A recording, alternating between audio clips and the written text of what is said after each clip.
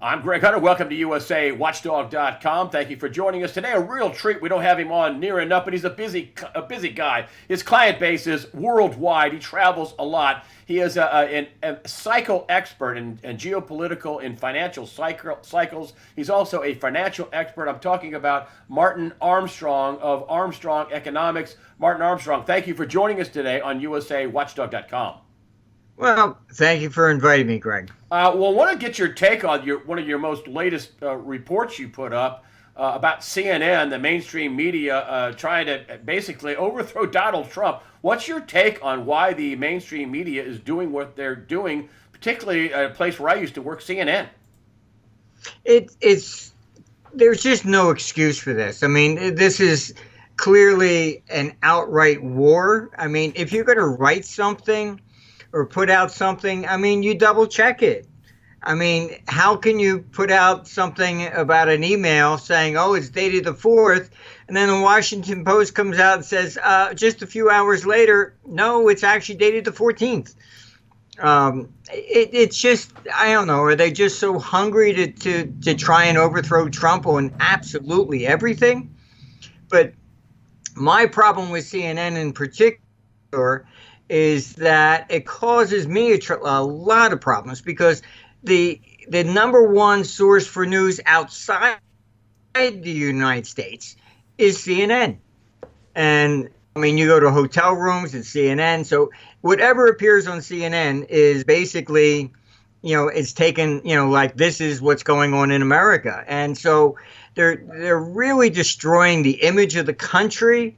They have made Donald Trump look like really the biggest, criminal around. And, of course, they never explain anything and they just put out stuff all the time. I mean, they just say, WikiLeaks is an arm of the Russian, intelligence agency, which is, where's your proof? I mean, it's just nonsense. I want to talk about the tax cut that apparently Donald Trump is going to get through. He's got the House voted yes. He's got the Senate voted yes. There's a couple of senators holding him up. But you think it's going to go through, and this is freaking out Europe. Give me your appraisal on Donald Trump's tax cuts and why Europe is so freaked out. Well, largely because, corporations have been literally abused for a very long time. And what I'm saying about that is that, okay, people go, oh, big corporations. Well, who owns them? It's mostly pension funds. So it's actually most of the average person that owns them. And so what happens is that you then pay corporate tax. If you're going to pay out a dividend, you pay a dividend tax. Then when you receive it, you have to pay income tax. So the same money is being taxed 3 times. Then what we have is a serious problem with the United States. And I mean, you can go onto our site and you can see I testified before the House Ways and Means Committee on this back in, I think, 96, 97. And I was recommending that corporate tax rate should be down to 15%. And they said, why? I said, because you have to be competitive. The question I was getting was why no American firm got any of the construction contracts in China. And I said, very simple. A German company goes over there, builds a dam. Whatever it creates outside of Germany is tax-free. And if a German citizen goes over there and works, it's tax-free. Americans are taxed on worldwide income, and a U.S. citizen going overseas to work, the maximum he's allowed to earn, tax-free is $100,000. That's it. The only other country that taxes worldwide income is Japan.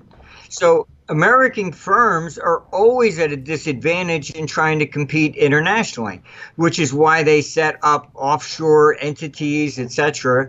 And that's part of the Trump plan will bring back all this money. Why is it overseas? Because of the taxes.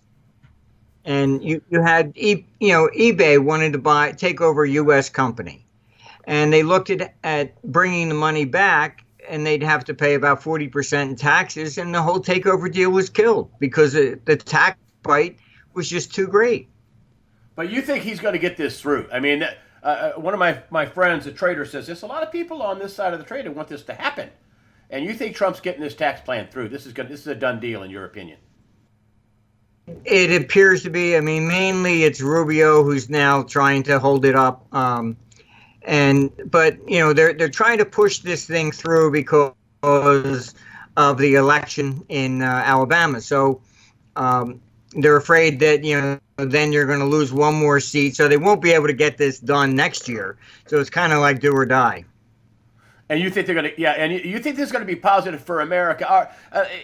Is that right? You think this is going to be a positive boost for America? Oh, it's huge. I cannot tell you how much. I mean, as soon as it passed on Friday, I was asked, look, you got to come over here to Brussels immediately. I said, I told you this was what was coming. Oh, well, and they just don't do it. So I had to fly over there right away for meetings. So the tax thing is going to be huge, a huge boon for America, the tax cuts. Yeah, I mean, any company that doesn't bring its cash back under this deal, I mean, should be sold short, basically. You bring it in because, who knows what happens when the politics change.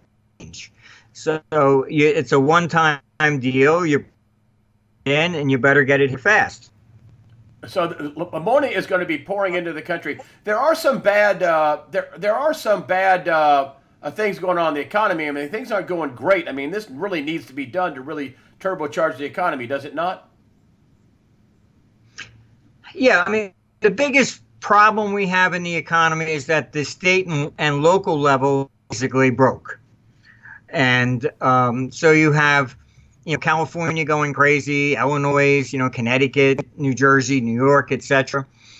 And really what the problem is that they don't have the ability to print money, so to speak, as the feds do. So they just keep raising taxes all the time. And I can tell you that for the last 10 years, in meetings I've had, largely in Washington, it's been clear. I mean, probably going back almost 30 years, that eliminating the deduction for state, what you pay as state, has been a big issue behind the curtain. Why? Because the states that only charge 3 to 5% sales tax, they look at, or income tax, they look at this as a welfare system for states like California, New York, Connecticut, because if California charges 13.5%, and you get to write it off, then California is being subsidized by the federal government more than anybody else. Yep.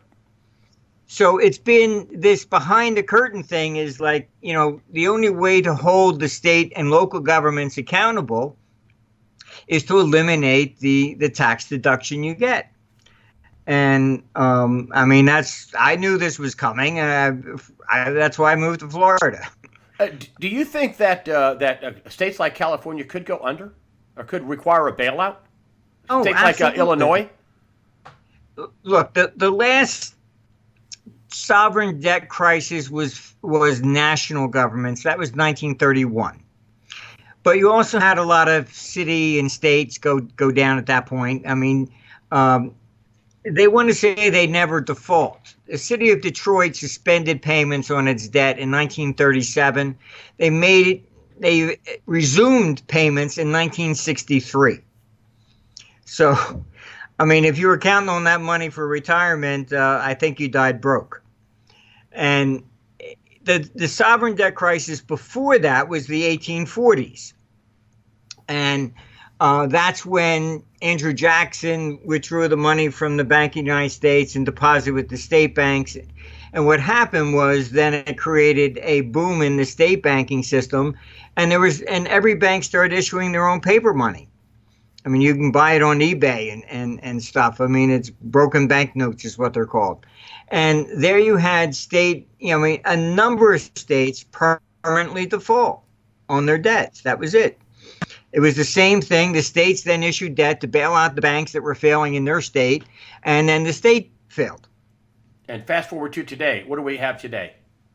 I mean, today we're basically in a combination of both. We have the real problem municipal governments, even in Germany, about 40 to 50% are bankrupt already. And it's mostly pension funds, is the way governments have acted. I mean, in California, same thing, is that they basically always assumed that we were just a bunch of sheep. And what would happen is that why put money away? Because they can always just tax us. And, they're running out of that position. So what I should say also that is not really widely known, but states are lobbying in Washington to seize everybody's pension funds, including 401ks. Whoa, states are lobbying in Washington to seize pension funds and 401ks? Yes. The reason California is doing it in particular is because CalPERS, the state employee pension fund, is not solvent. They're not able to make money. So their theory is, well, if they now take the pension funds of everybody in the state and they manage it, then they'll cover their losses to the state employees. Well, if they can't manage that, they're not going to be able to manage anybody else's either. And so, how many states are doing this? I guess California, New York, Illinois, all the big blue states are all. Yeah, well, also Texas. Wow. Do you think this is going to go through? Do you think people? No, not yet. I mean, I don't think Trump would let that through. But if Hillary was in, absolutely, it would be going through. Should people be backing off their 401ks and saving their own money outside the system? Well, it's certainly you want to look at something along those lines, or at least putting in a 401k in assets that equities or something that that maybe you can cash in quickly, being liquid. Mr. Armstrong, wait, hold on a minute. What about gold? Is that a good thing to have in your portfolio? Is that a good thing to have with all this debt floating around in the world? Well, I think that, gold is still under pressure going into next year. But, eventually it will then come back on. But I think you have to understand that, the big problem with gold has been it has lost its movability. 30 years ago, you could hop on a plane with a suitcase full of gold coins, and you can't do that today. So you can't even put it into a safety deposit box. If you look at the fine print in most banks, they clearly say you're not allowed to store, cash or things of that nature. So, gold is one thing to help, get off the grid. It's certainly better than the cryptocurrency stuff. But eventually what's going to happen is that there's going to be a monetary reset. And that's when we're going to end up with some sort of new currency that is the effective reserve currency for the world. Because even in Washington, they're upset about dollar being the reserve currency, and they'd like to end that, but they don't know how to do it because they can't. Although talk about debt, that the U.S. is actually, the prettiest of the three ugly sisters, as they say. But Europe is really in desperate condition. The ECB owns 40% of all the national debt. The ECB is at risk of actually going bankrupt. Oh my gosh. So, it's different than the Federal Reserve. People say, oh, how can a central bank go bankrupt? Because they don't understand. Yes, the Fed has the legal ability to create money. The ECB does not. It has to go back to and ask permission. So that's the big issue. And it's the ECB is in a completely different posture, and it owns 40% of all the debt. And that's crazy. Could the ECB getting into trouble take down the world? It certainly is going to create. It's the first domino that really goes over, and then it's going to start hitting a lot of the other ones, and eventually it comes here. and then we'll see. I mean, the Trump tax thing is, if we get this thing through, it's going to really make the United States look like the place to be in the world. Period. Wow. And you cannot underscore, you cannot rate this the importance of this tax cut to America. This is a big deal. Oh, it's monumental, and it really is a very pro-business situation, and that's going to, jobs, etc. I mean, small businesses and pass-throughs and stuff, they've been abused. A small business tries to go get a loan from a bank, and 70% of them are declined. So it's really, it's a more of a pro-business type thing, and what you're paying out in taxes. I mean, just in our office, I mean, we could hire 10 more people. Wow. So it could be. This tax thing could be a boon. This tax thing could be a boon for the economy, no doubt about it. In your estimation, it's the best thing that's happened since the internet or whatever for the United States. Am I getting that right? Yes, you have to understand that what it does, it then puts pressure on everybody else. You already have Canadian companies standing up and saying, "Hey, we're going to have to move to the United States if this keeps up." And that's why the rest of the world is freaking out about it. They're going to lose business. Is that right? Absolutely. China, I mean, I had to run over to London and met with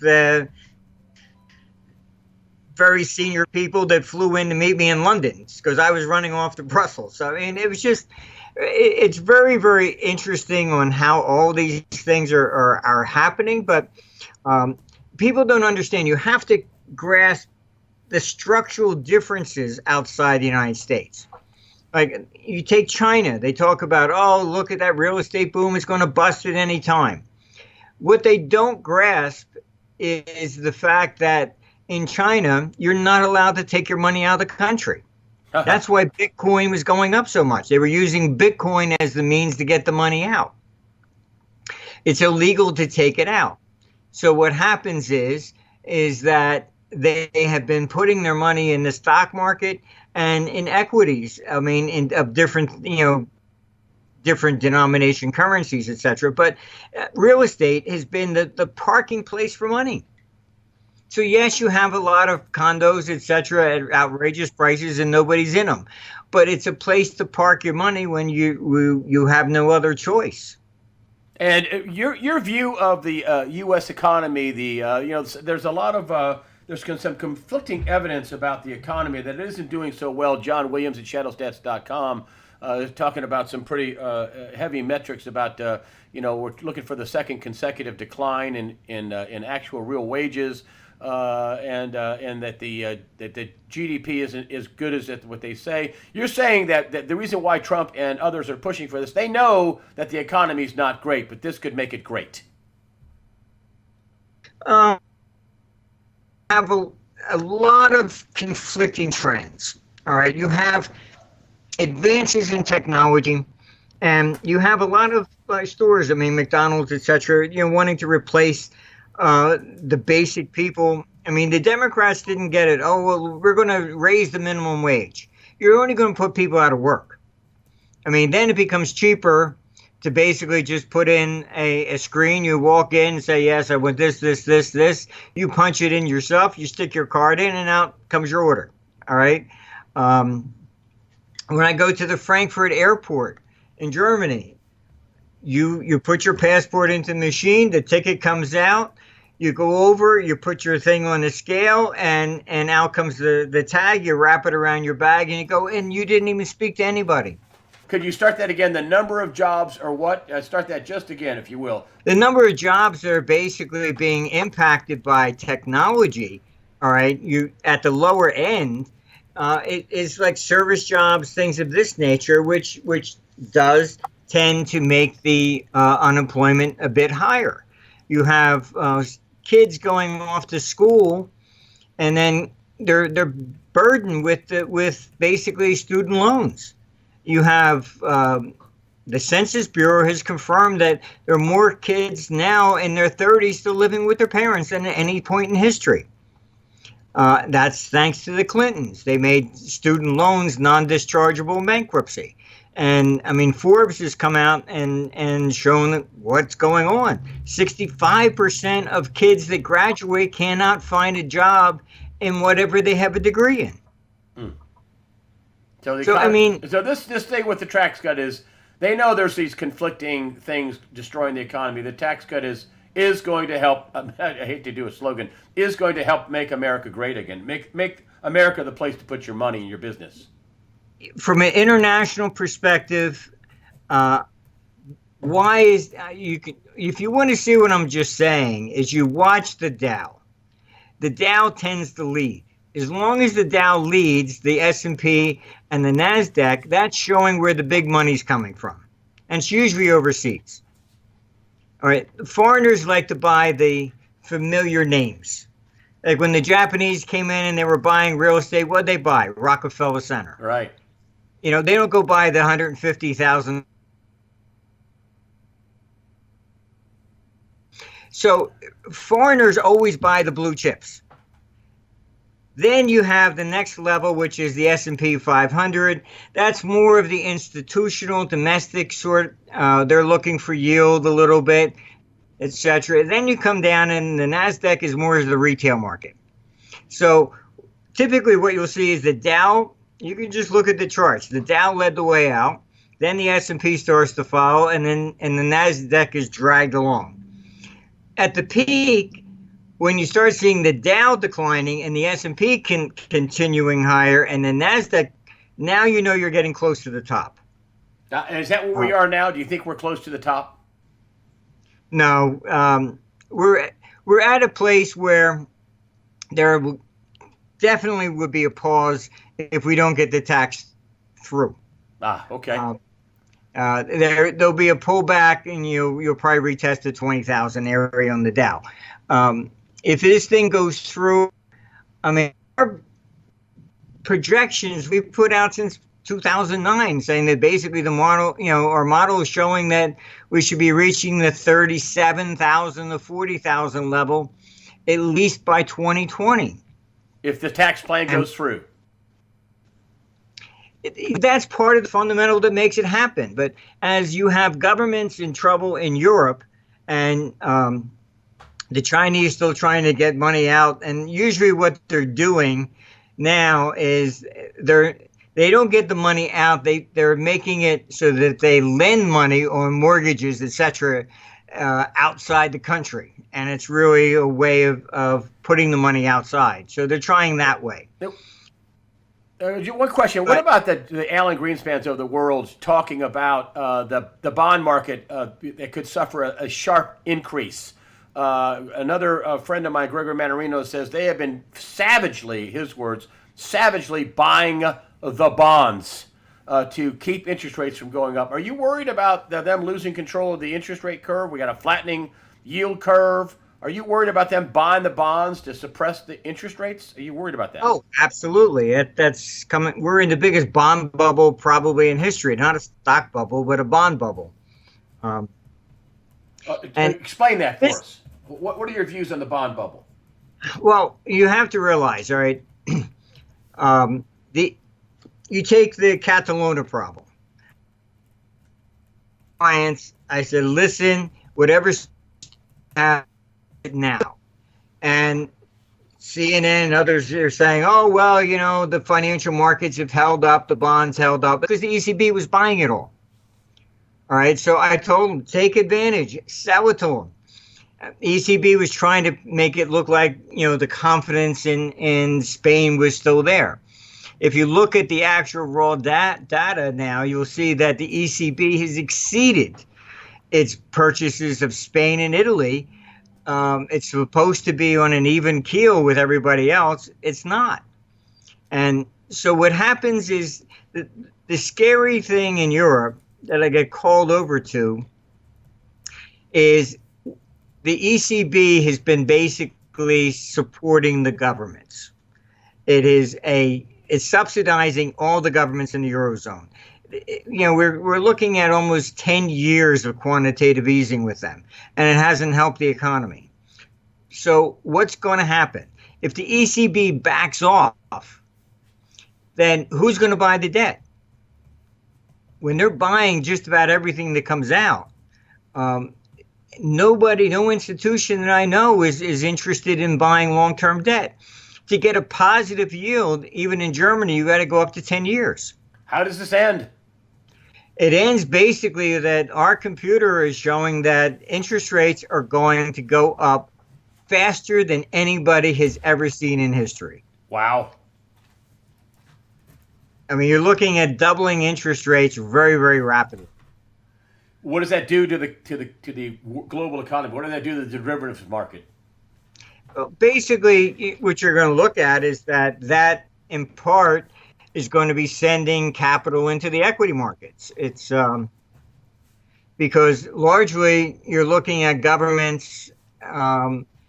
Governments in general are not really that trustworthy. Yeah, that's what you said. Gold is a hedge against governments, not against inflation. Exactly. And, people don't realize. Well, another good reason to buy gold. Governments are not trustworthy. Gold and equities, that's basically it. Real estate, I mean, you got to have a place to live. But I would be careful about that because they can, the state and local governments are in trouble and they just keep raising taxes and they'll push you right out.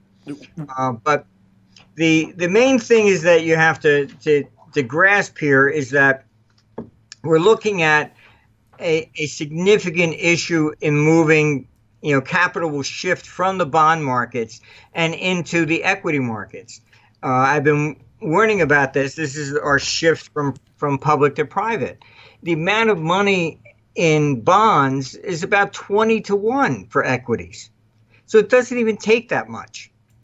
But what I mean that governments, you have to be very, very careful about. And two of our very biggest pension funds have now dumped all government bonds. They've been following our advice and can't say who they are, but they've won all kinds of awards for what they've made now.